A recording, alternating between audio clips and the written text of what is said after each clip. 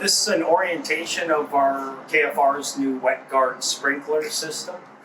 Basically, it's an 1.5-inch forestry quick net type system to keep it mobile. It has a wired cap at the end, so you could, extend a line out and just, be good to go. Cap it on this end. Pretty simple stuff. Each sprinkler, you can isolate and shut it off, so you can do any maintenance or adjust the settings. It's a full circle and also a partial circle.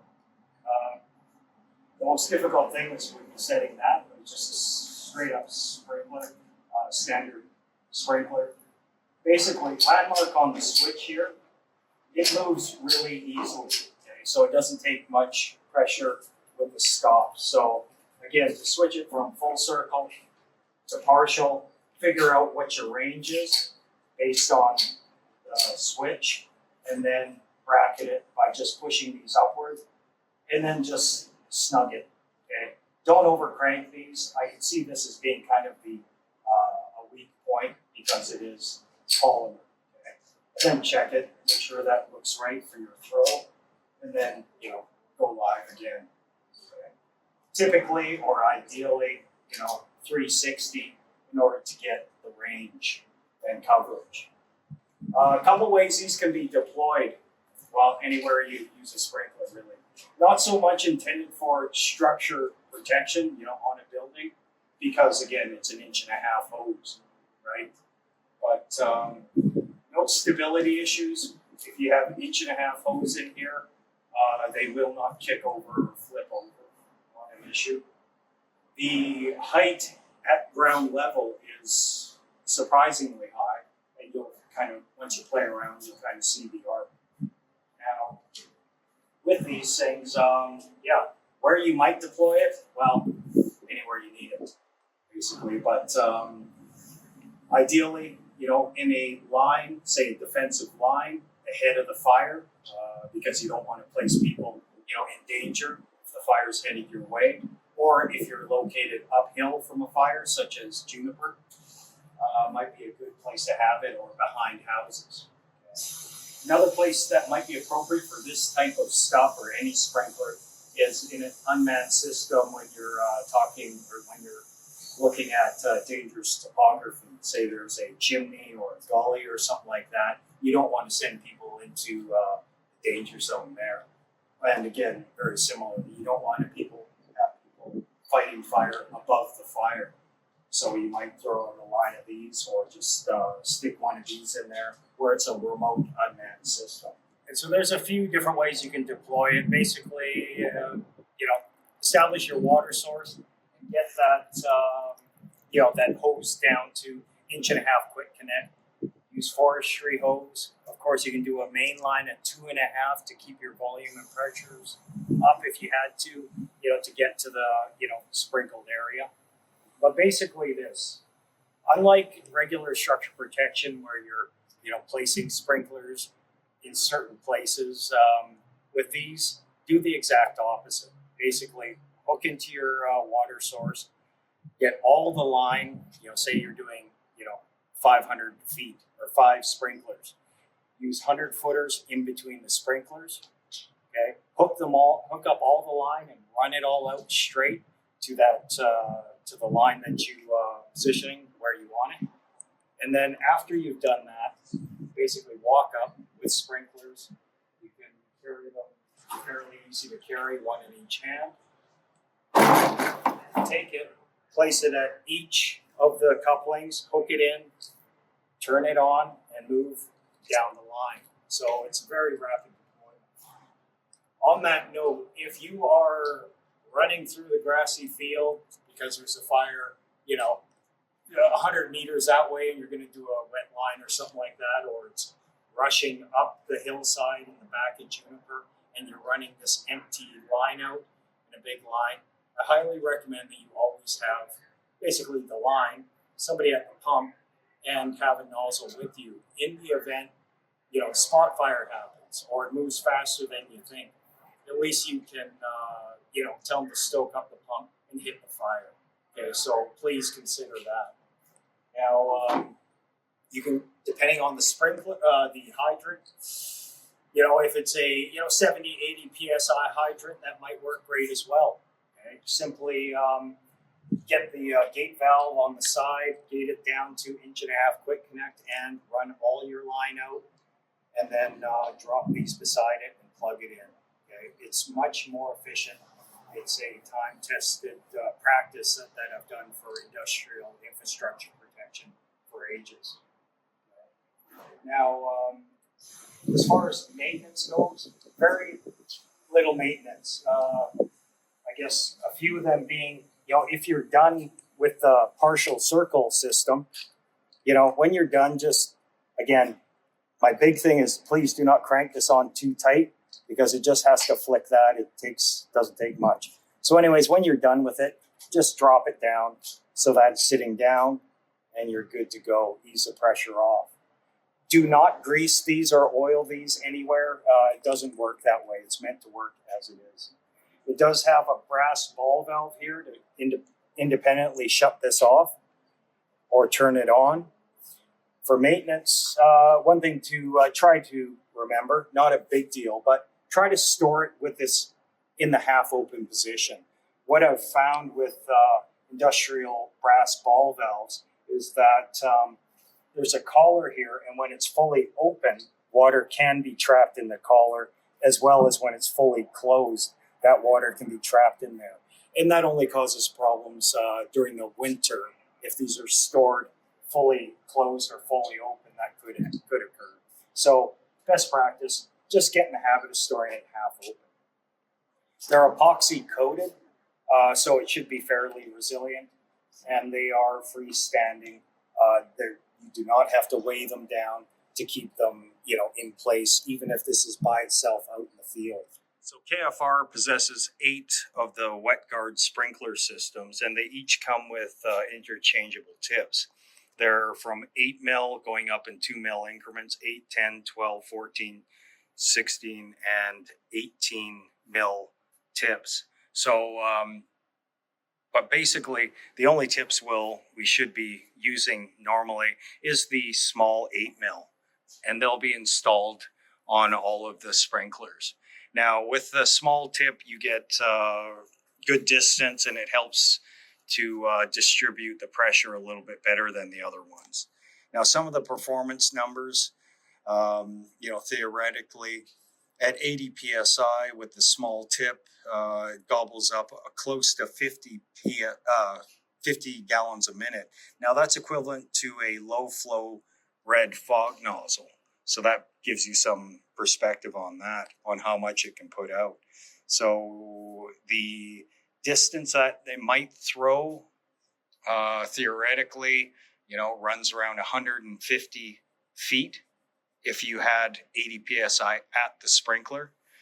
But, again, you have to think of when you might be deploying these, and it would likely be during an extreme fire event. And it's usually an extreme fire event because of bad winds. Or you could be working, above a fire, proactively setting this up for defense. So you have to expect elevated winds. So therefore, you got to take those theoretical numbers and throw them in the garbage, and ensure that you focus on having some overlap. Anywhere from 10% to 20% overlap, just to be sure. And you can do that simply by, when you drag your hose out, just have a little, a little jog, bring the couplings together a little bit, just to ensure that you have that coverage with no gaps. There's several configurations, pick your poison, right? The simplest one, of course, just kind of a single line hydrant or water source there, 1.5 inches going. Get out your 100-footers, get them laid out straight or in position, and then grab your sprinklers, drop it at each one, plumb it in, and light it up. Like I say, it might be a recommendation to always have a nozzle with you in case, again, the fire comes at you. Okay. Now, of course, you're limited by the pressure of that hydrant if that's what you're using. So you're, this may be somewhat limited. I expect that on many hydrants, good hydrants, you should be able to get, three to four sprinklers in a dead end configuration like this.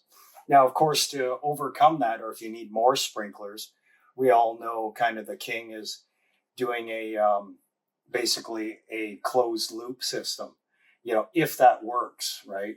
Depending on the shape of your system, you got sprinklers put throughout, and then attaching, ideally, from the other 2.5 with a gate, so you've got more equal pressure and volume throughout by it backfeeding. Now, I guess sort of second best might be, of course, this small 1.5 and doing your circle like that. Okay. But again, a closed loop system, it will be better than that, with your sprinklers spread throughout. However, you do have kind of that, a 3-way in there, restricting, taking some of your pressure, as well as the single line going all the way. But you will have an improvement over that, this being better. An ideal configuration for this type of sprinkler system with the volumes and pressures involved is doing a head-to-head system where you're going from, let's say, hydrant, going around the back of the houses. Let's say we max out with 8 sprinklers and we've got a good hydrant on both ends. That works quite well, okay? Just having all those in there. Now, it helps to equalize the pressure, and this is probably the best way to do it if you're doing kind of a big water show. Now, of course, 2 hydrants, or this could be, off the river and just doing a big line using 2 pumps shooting into each other, and then do the same layout.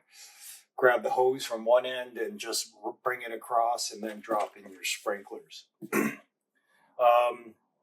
For this, Mark IIIs are an extremely poor pump when it comes to structure protection in general, just because they lack the volume. They've got the pressure, but if you think about how many, let's say, red fog nozzles running 50 GPM, how many you could run off of, a long extended line, it's pretty minimal. So, not ideal to use those with Mark IIIs, but, you might be able to run a few. But ideally, hydrant to hydrant, maybe set up all 8. If they're appropriate, you might get a good push out of it. So try it out sometime.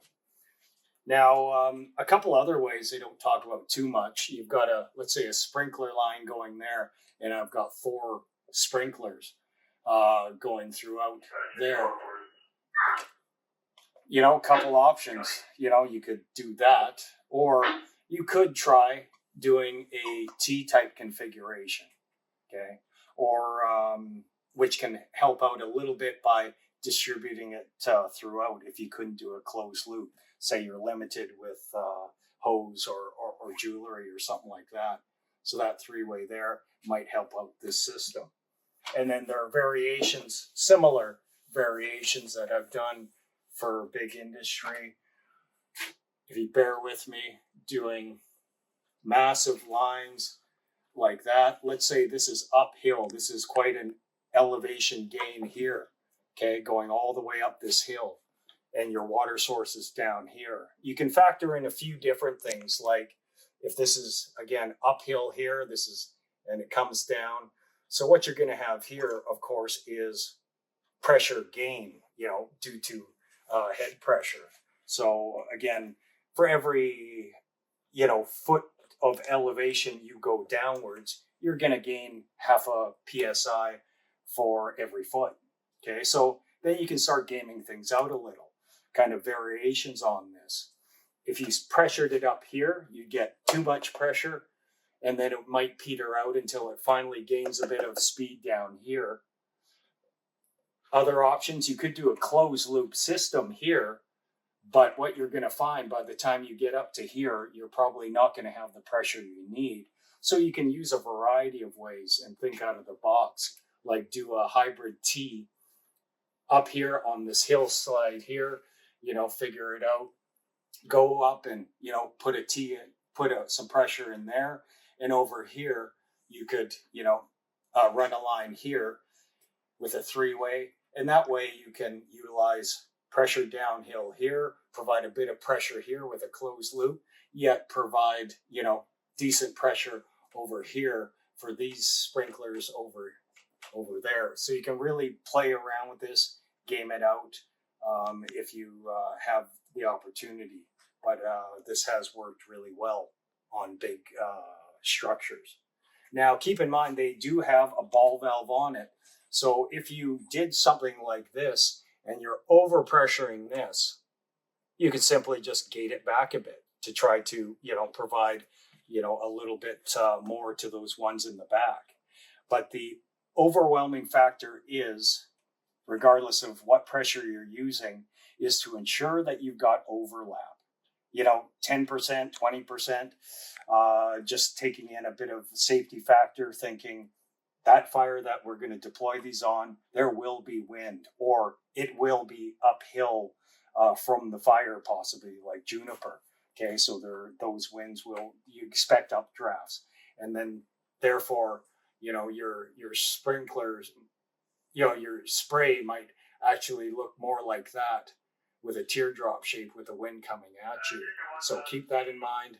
Make sure you got overlap, and you can do that by simply, if you know we should that there is wind, just do a little jog in the hose, right? Or just do a little jog. If the wind is coming this way, that way the hose line is protected, well within the coverage, and that you will have significant overlap. Okay. So again, the main points are, run it 80 to 100 PSI at the pump and see how it goes. Okay. Definitely don't go higher than 120 PSI. It's not recommended. Stick with the small tips unless there's, extenuating circumstances, like you're putting this on top of a log deck that just must be, absolutely saturated. But the small 8mm tip seems to work really well. Okay, and always focus on your overlap when you're setting this up.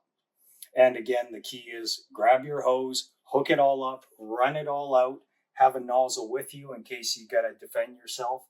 And, that should get you where you are, where you want to be. Now, keep in mind, because all these sprinklers do have shutoffs, these sprinklers could be used, just put in line.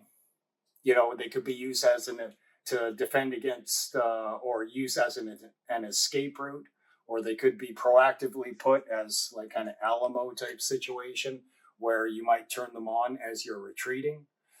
Or you can also, of course, plumb into the last sprinkler and just extend your hose out and use that as an attack line, and have these as backups. So just it's not rocket science. They're just simple sprinklers. Apply them however you deem fit. Okay. If you have any questions, just give me a call. Thank you.